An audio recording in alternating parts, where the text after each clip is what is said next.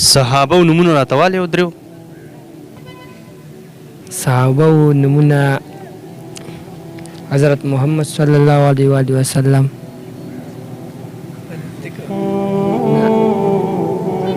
د صحابه رضی الله تعالی عنہ چې ورسره ویلی کېږي. صحابه پیژنې؟ او جی پیژنم. څوک دي صحابه؟ صحابه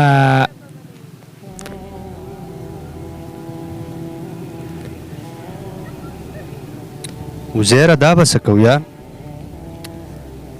دا څه وجه کیدی شي چې ستا په ذهن کې نه راځي؟ جی بس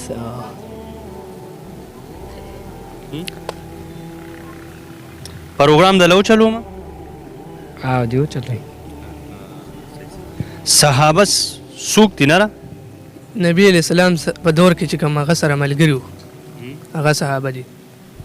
د هغوی په موجودګۍ کې چې سره ناسته کړي او د ایمان په حالت کې او بیا د دنیا نه تلیم د ایمان په حالت کې. صحیح ده؟ دته لږ واضح ووایه چې دی وپېژني.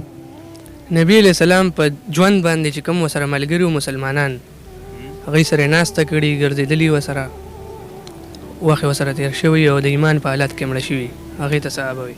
څنګه نه اوس وایه ته؟ چې نبی علیہ السلام دی سره په نبی علیہ السلام په وخت کې چې هغوی سره ناسته کړي او هغوی په موجودګۍ کې مړه شوي وفات شوي دنیا نه تلي. ته یو درېو صحابه نومونه ورته واله نه ده چې دی زده کړي؟ حضرت ابوبکر صدیق رضی الله تعالی عنہ، حضرت عمر رضی الله تعالی عنہ، حضرت علی رضی الله تعالی عنہ. زبردست. دا یاد که ښه نه ده؟ جومات کې کینې که نه ټول ورځ بس منډې تړلي؟ نه کینو جومات کې.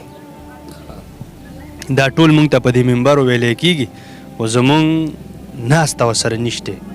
کینونه د علماو سره مونږ کینونه تبلیغ والا چې راشي نو دکه د صحابه واکې د پیغمبرانو خبرې که نه هغه ډېره زیاته مزه کوي او سړی ترېنه زده کړه هم وکړي.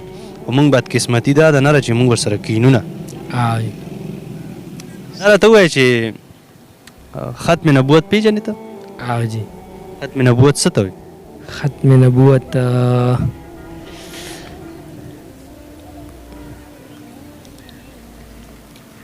نبوت ختم نبوت که دې خیال کړی په دې چوکونو کې زیاتره چوکونو کې لګېدلي دي ختم نبوت زنده باد. او جی ختم نبوت ته څه وایې نه؟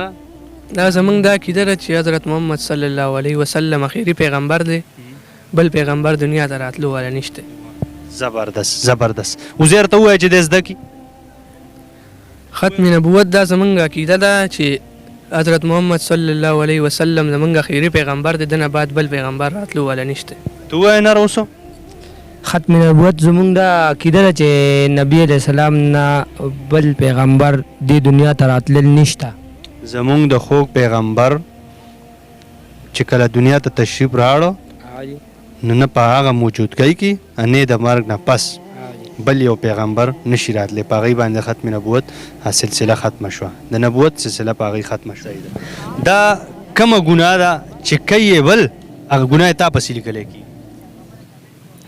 دا کومه ګناه ده چې کوي یې بل او ګناه یې تا پسې لیکلی کېږي؟ نه یم خبر جي. دا هغه ګناه ده چې کله ته یو مسلمان رور ته یو انسان ته غلطه لار وښې یا ورته یو غلط هنر وښې چې هغه د الله او د رسول خلاف وي نو بیا پې هغه چلیږي کوي هغه ګناه تا ته رارسي. جی صحیح ده نه ده؟ زمونږ خوږ پیغمبر حضرت محمد صلی الله علیه وسلم هغی چې کله پیدا شو نو نوم د هغی څو ورځې بعد یې د پیدایش نه بعد د هغی نوم ما ته نشته پته. تا ته پته شته نه؟ نه جی نشته. زمونږ د خوږ پیغمبر حضرت محمد صلی الله علیه وسلم د هغی نوم یې د پیدایش نه بعد څو ورځې بعد یې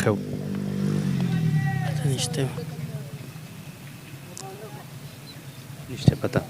صحیح. دا فرض نه دي خامخا چې یو انسان ته یادي، خو زمونږ خوږ پیغمبر نوم مبارک چې کوم که نه نو د پیدایش په اوومه ورځ باندې ایله یې صحیح ده؟ جی. زه را دننه شم ایدانګي دا چې دی له پکار دی چې بس دلته نه تښتي نه او دې ځای کې راشي مونږ سره او دا به مونږ کوم ځای زده کوو او دا خو جمعات کې نه کینو ګوره درس کېږي زمونږ په دې جماعتونو کې مونږ ورسره کېنه ناستو ښکلي ښکلي علما دي یا عالمان دي مونږ ورسره نه کینو او که زه پارک ته راشم قسم په خدای دانګي خاص کر ټیک ټاک سټاران دا به څه کوو لکه دا به مونږ کم ځای زده کوو دا جی دی له پکار دی چې دلته کې راځي او ښه مزېدارې ویډیوګانې به له جوړوي او داسې بوله څوک جوړوي دا جی تاسو سره به جوړوي هغه دانګي نو زه به څنګه جوړوم نه جی دا خو دی غلطه کوي چې دلته راشي او مونږ رادن نه شو دی تښتي نو غلطه ده جی دا څه به ویل غواړې دا به څه کوو حالات ډېر زیات خراب دي حالات خراب دي دا په څه خراب دا د موبایلو د لاسه خلک تباه برباد دي نه موبایل ها ډېرو نه زه تپوس وکړم ما آخري پیغمبر څوک دی چاته دا پته هم نشته تا ته پته شته او جی حضرت محمد صلی الله علیه و آله وسلم ماشاءالله ماشاءالله دا زمون آخري پیغمبر دی که یو سړي پکې شک هم وخوړن دی کافر شو بالکل صحیح خبره ده اچھی طرح یاد رکھنا قیامت کے دن جس شخص کے چہرے پہ حضور کی ختم نبوت کی حفاظت کے نشانات نہیں ہوں گے اسے شرمندگی اٹھانی پڑے گی ان علماء کو خدا کے لیے اکیلا نہ چھوڑو ختم نبوت کے محاذ کو مذاق نہ سمجھو یہ ہماری عزت کا مسئلہ ہے یہ ہمارے ایمان کا مسئلہ ہے یہ ہمارے ناز کا مسئلہ ہے خدا کی قسم اس مسئلے پہ آج پڑتی رہی ہماری کوئی عمل بھی ٹھیک نہیں ہوگا ہمارا کوئی شعبہ ٹھیک نہیں ہوگا آج این جی اوز کے ذریعے سے ٹیلی ویژن کے ذریعے سے جاؤ اداکاروں اور فنکاروں میں تمہیں قادیانی ملیں گے